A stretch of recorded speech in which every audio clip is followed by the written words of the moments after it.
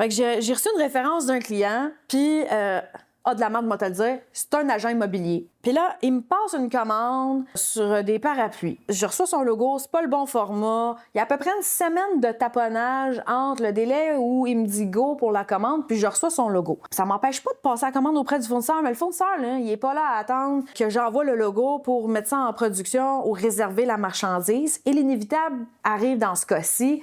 Entre-temps, que tout se joue, il n'y a plus de stock. Fait que là, je retourne vers le client, je dis, écoute, désolé, il n'y a plus le stock, mais voici par quel autre modèle on peut remplacer. Et là, je vous jure, le client de me dire, non, mais là, c'est vraiment Midnight Navy que je veux, ça, c'est juste Navy. Hey, sérieusement, là, c'est de le taponnage, là. J'ai jamais vu de nuance de Navy aussi proche de toute ma vie, là. Genre, revenez pas que ça gosse pour ça. Et le client devient de moins en moins sympathique à travers ça. J'y explique, j'écoute. J'ai dit, moi, c'est pas parce que j'envoie une commande que les fournisseurs vont te réserver le stock pendant une semaine alors qu'il y a d'autres commandes qui rentrent chez eux. Et là, on ne s'entend pas. Elle dit, Caroline, je t'ai donné le dépôt, comment ça que... Puis là, je fais comme, écoute, on va arrêter ça là.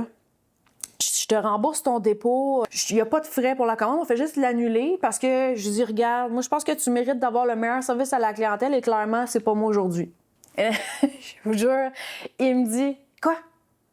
Il y a tellement de monde qui m'achale pour travailler avec moi, mais toi, tu veux pas travailler avec moi? Et moi, de lui répondre, ben, c'est une bonne nouvelle. Comment ça? T'auras pas de misère à me remplacer?